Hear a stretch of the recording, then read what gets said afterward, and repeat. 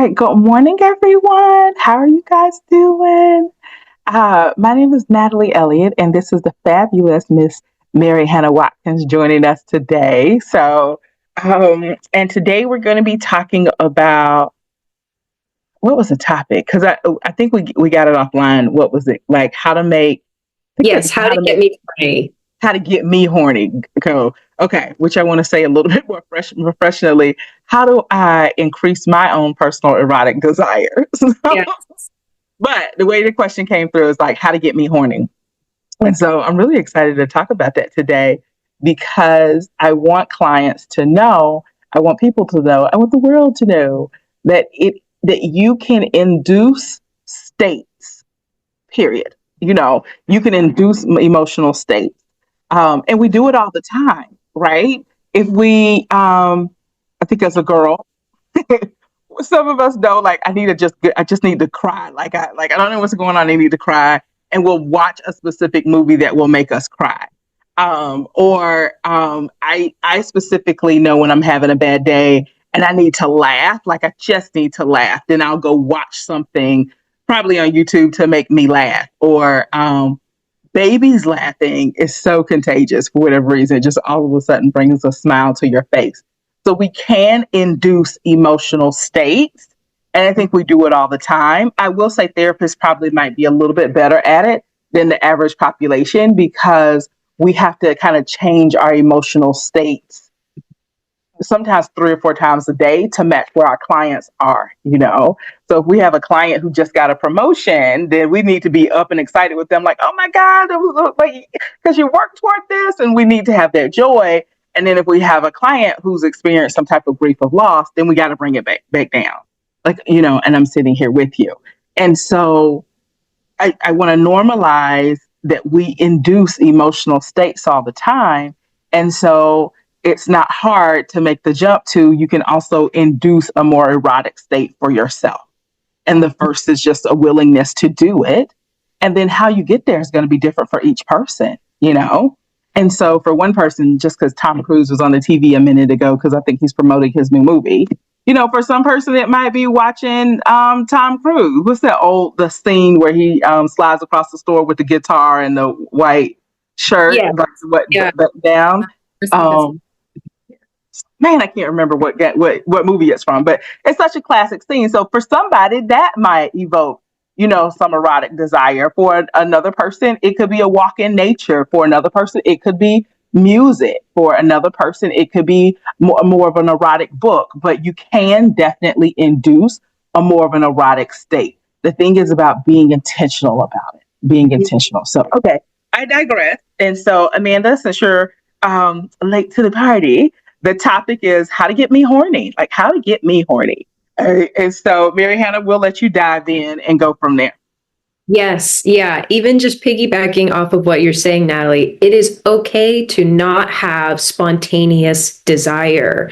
I think so many people have the idea, that you need to be like horny right away, like in the mood, right with your partner when they're in the mood. It is okay to not be in the mood right away, right when your partner is. It's okay to feel like you can slow the tempo down. Like, I think a lot of people feel the pressure to make a decision right away. And so it's like whenever they want to be in the mood, they're wanting something instant. And letting you know that it's okay to take a second and say like, all right, what kind of state am I in? What do I need to get into that moment? Because it's more than just like, getting in the mood. It's like getting yourself regrounded and present in the moment. You might be really stressed. Your mind might be going a million miles an hour because you got a lot going on. So getting in the mood might also mean coming down from that mental state, getting yourself present in the moment more. But other than that too, I would say like look for exceptions. Were there times when you were able to get in the mood? And kind of going off of what I was mentioning before, a lot of couples I've talked to, their exceptions are on vacation. It's when they don't have a lot going on, when they don't have to worry about a lot of things. So a lot of it is like the mental state that they are in vacation versus at home. And so it becomes an idea of like, okay, how can we bring some of that home? Because once you can, sex becomes not a chore, but actually a source of stress relief. I've found with a lot of my clients where they're like, it actually becomes a time when I can just forget about the world instead of worrying about making it happen right. Yeah. Oh, that was so good. Oh, I love to hear you guys talk. Okay. All right. Amanda, what would you like to add to the conversation? Gosh, like so many things are swirling. I'm having trouble. Like, yeah, and I just messed up a bunch of stuff in our scheduling system, so like I'm a little distracted. My apologies. But yeah, getting in the mood. Like, there's so much that we can do, like all throughout the day, that can get us in the headspace. Like, it's not like sex is not just. I mean, it can be like, minute 1 to minute 2, but a lot of people need like all day or a few hours to kind of get in the mood. So, scheduling, I love scheduling intimate time, because once you get in the habit, like it's a pattern that you look forward to. Taking a shower or a bath or like doing like some self-care that's really comforting can be really nice. And encouraging our partner to do the same. Like, it can be like a ritual you build together. Like, if you know one of you really relaxes during like a shower or a bath, like maybe you both can take a shower together if you're up to that. It can be fun to do together. It can be. Okay. Okay, now other things are in my head, but I want to go back to what happened in my head when Mary Hannah was talking about it. And what happened in my head, I felt like I heard I'm sorry. As I say this is going to sound so crazy. But as you were talking, I feel like I heard a client in my head saying, but if they have to like force themselves to get in the mood, it doesn't count. It's just like, that's not what's happening. What's happening is we're human beings, and getting two human beings on the same page at the same time requires some intentionality. At the very least, in today's society, it requires a little bit of scheduling. Just, hey, what you doing tonight? Well, I was going to the grocery store. Can you not? That's it. Can we order them? Can we spend some time? Just simply like that. And I think just understanding, and then I've had a couple of conversations about this week, is that male sexuality and female sexuality is very different. And so male sexuality is very present for them, like top of the mind all the time. The way I describe it sometimes is like a screensaver on your phone. If they are actively engaged in something, it may not be top of mind, but as soon as they kind of disconnect, sex comes back for them. For women, it's very different. Sex is like on the back burner somewhere, and we have to almost kind of go find it and cultivate it and coax it up to be front and center in our lives. And I think that's just due to biology and the consequences for sex for females and males.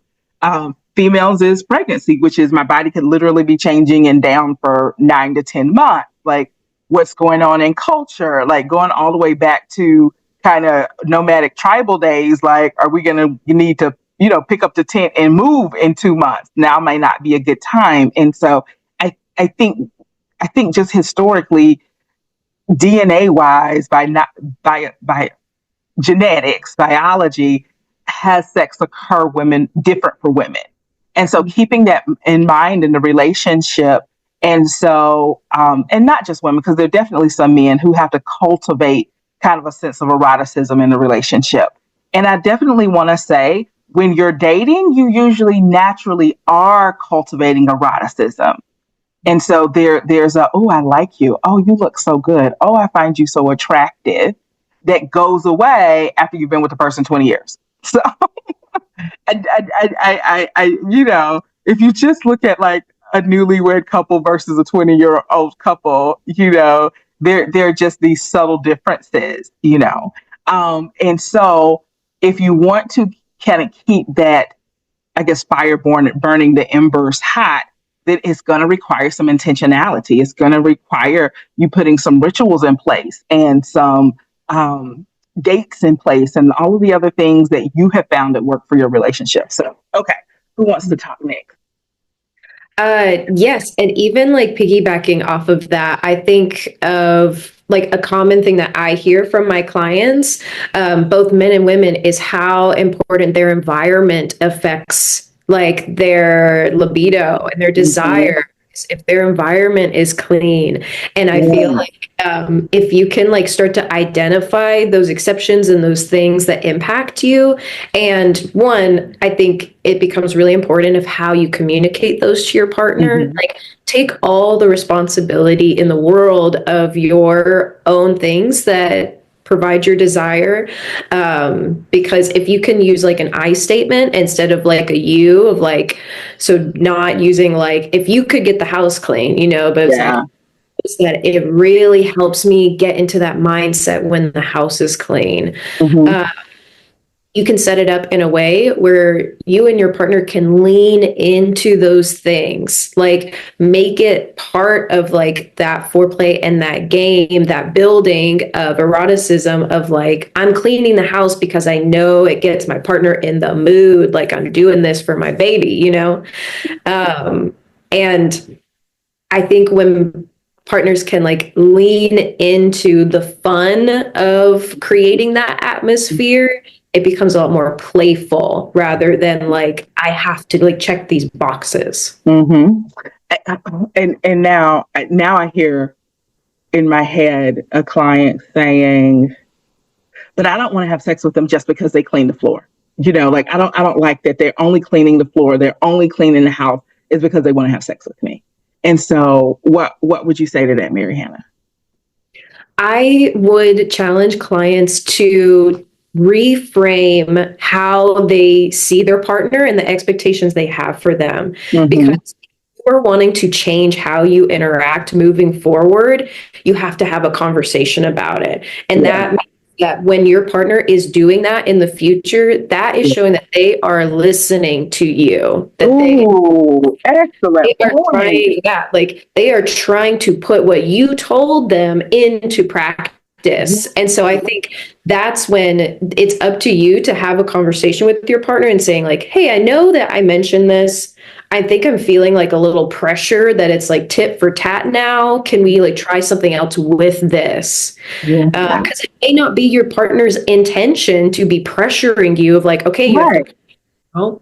It may be they're just trying to do what You're y'all. right. Yeah. Oh, that's so good. That's so good. Okay, Amanda, what do you want to add to the conversation?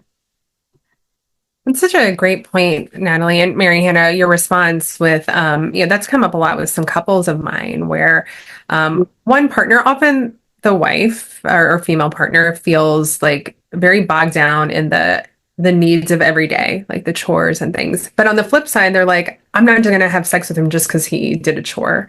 And I think it's important to zoom out and just think about what are we actually asking for, and what serves our relationship. Like, you know, Yeah. sex, it can become like just another chore for some people. But by making it special and just seeking connection, communication connection, like that's Yeah. what can elevate it. Yeah. I was just talking with a client earlier this morning, like, just because we think we're saying just because we think we're saying what we want, it doesn't always mean that we're actually saying it. Yeah. Um, and that's important for both Yeah. parties or all parties. If you're in a more than two-person relationship, like communication is so key. It always comes back to that. It does. It does. I want to say if you've asked your partner to do something and they do it, I feel like it counts more because that means that they've listened to you and they've made a concerted effort to stop their normal behavior and adopt a new behavior for you. And they're only doing it for you and the satisfaction of the relationship to stay in relationship with you. And so I just want to invite everybody to think more about that. And then I think I could talk about sex as a chore all day long. Yeah. Yeah. So I want to keep it. I want to keep it short. But Esther Perel's work of like re-looking at things, looking at things with different eyes, I think is really helpful for anybody who's seeing sex as a chore. Because I want you to do exactly what Amanda said. See it differently as this. Esther Perel talks about seeing it as a place you go, Mhm. as a place that you can go be with your partner and step away from the world for a little while. And so finding, I feel like this isn't going to make sense because I've never verbalized it like this before, but like finding your peace in sex with sex. And so, I don't even know how to explain it more about what I'm trying to say, but I do want it to be kind of a place that you go. I do want it to be like a respite, and At least you what get needs to happen for that to happen. you get to go. Yeah, When I was yeah, working in like home healthcare in hospice, like we had this whole practice where we didn't say like I have to see patient A, B, and C today. Like I get to go and serve them. Like oh yeah, I get to serve my partner and myself sexually. Like that. yeah, That's so much different than like, I have to sleep with him tonight or I have to do this. yeah, yeah. You know, also like visiting like with the chore stuff and like doing something for your Mm-hmm, like because they've mm-hmm, asked you to. I want to caution the doer, like the one doing the chore. yeah. Like it takes some time for the money to build up in the bank, right? Like Ooh, good point. don't clean the bathroom once and then be like, I cleaned the bathroom. Now you got to, like it's because I think that's a trap we fall into. I mean, Yeah, we're yeah. an instant gratification culture. Mm-hmm, Yeah. But mm-hmm, that's also something I've heard like, well, he cleaned the bathroom one time and he thinks he's the hero or she, like it doesn't have to be gendered, but mm-hmm. and it's like, well, I've cleaned the bathroom 75 times. So I appreciate your efforts, but like get on my level. So there's so much agency in like doing for our partners, but also like respect that it may take some time to fill up that bank. Yeah, yeah. Yeah. Oh, and again, it goes back to communication. Like I want couples having these conversations consistently about how's the relationship feeling, and then go through kind of each component of the relationship. So how is co-parenting feeling for you? How is our domestic partnership of cleaning the house feeling to you? How's our sex life feeling to you? How's our friendship feeling for you, or just our relationship feeling for you? How are we how are we feeling as a couple in culture? Like, and it could be the culture of our family, the culture of our church, the culture of our community. And so I feel like I should make you guys a checklist of all of the areas to just check in, and just once a month. And I think we I know that some of you guys are surveyed to death, like y'all are having survey, what's it called? Survey fatigue, because everywhere you go. Yeah. And the reason why surveys has become so popular is because companies started to realize feedback is king. Yeah. Like if I could just know a little feedback, I can address my purchasing decisions, my buying decisions, same thing really, my like how we fix things in the store, what things are on the menu. Like there's so many things if I could just get a little feedback. And so even though giving feedback at large has becoming fatiguing for people in a romantic relationship, it is still paramount that you guys give each other feedback, you know. And I'm going off topic, but just a little. But one of the things that I just don't like as a therapist is when one partner had no clue that the other partner was unhappy and now ready to divorce. Like they are just taken completely off guard. They had no idea. Like I had no idea you were this unhappy. I know, and that's because the feedback wasn't there. And so, if I could like change one thing, I would want everybody to know. I kind of want it to work like a PIP at work, a performance. What is that? A performance It's improvement plan.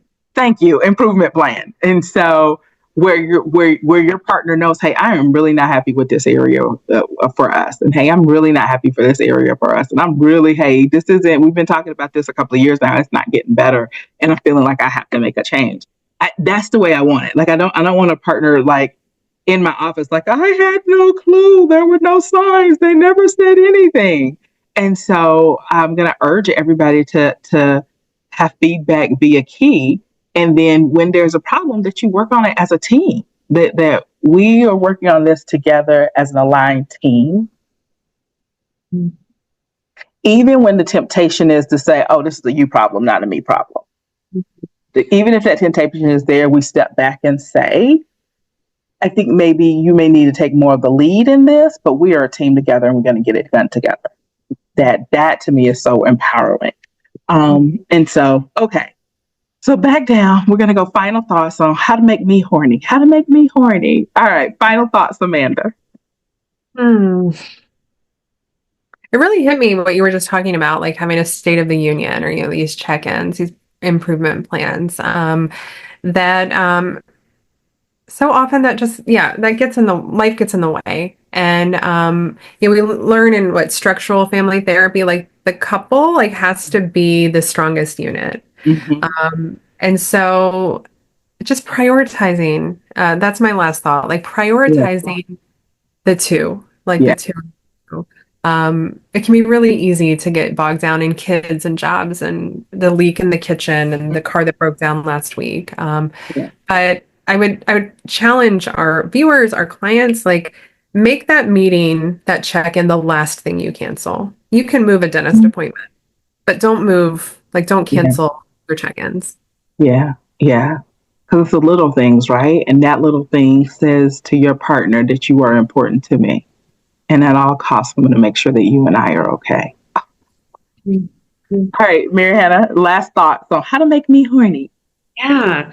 Oh man, my mind really just goes to so many of the other things that we've all kind of touched on today that we get drawn to, of like how, even having the conversation comes together of like, there's so many other things in the ecosystem that have to sort of be aligned for you to be able to notice what makes you like have increased desire for yourself, what makes you comfortable to share it, the state that you and your partner are in. Like, it's so true of like couples that I've seen where they come in for sex, but then we have to spend a while just increasing their connection to each other first, increasing their sense of trust, which I think even goes into like the chores of like building up that goodwill, building up that sense of I can trust you again. I don't have to have the undercurrent of worry anymore. And even how much that increases desire and the ability to initiate. But my biggest thing I think that I would end on is create like short, attainable, positive goals, especially when it comes to like finding what like increases your desire and then playing it out. I think a lot of times we want to find the one missing puzzle piece that unlocks the world of sex, and then we're cured and we're good and we never have to worry about it again, and I don't want couples to feel like if I can just find that one thing that like makes me horny, then we can have great sex forever, and we can do that thing at the beginning and then we'll have awesome sex. Just start, just find the thing that increases your desire and have a conversation that it doesn't mean you have to, do 0 to 100.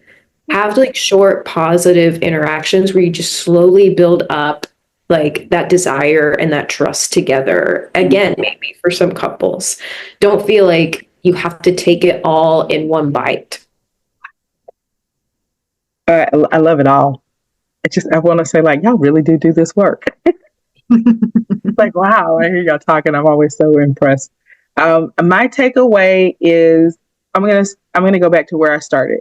You can absolutely control your emotional state for the most part. Like if you were like tragically in pain because something like has happened, definitely. But for the most part,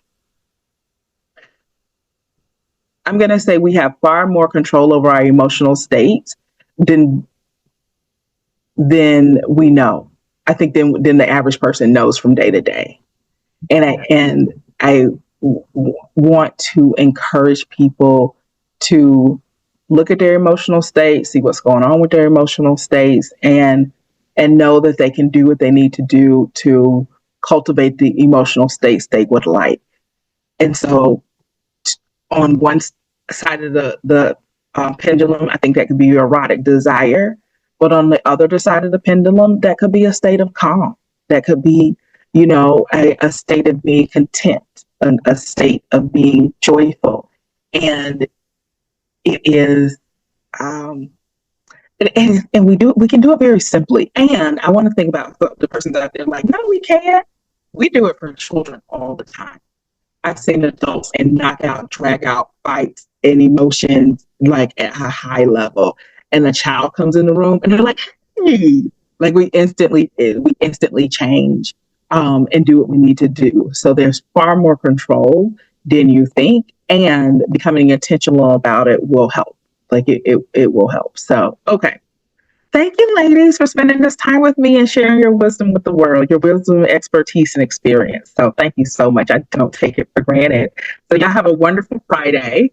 And Amanda, you got the system fixed, or I need to call you later? I just yes. All right. Y'all have a great day. Y'all have a good one. Bye-bye.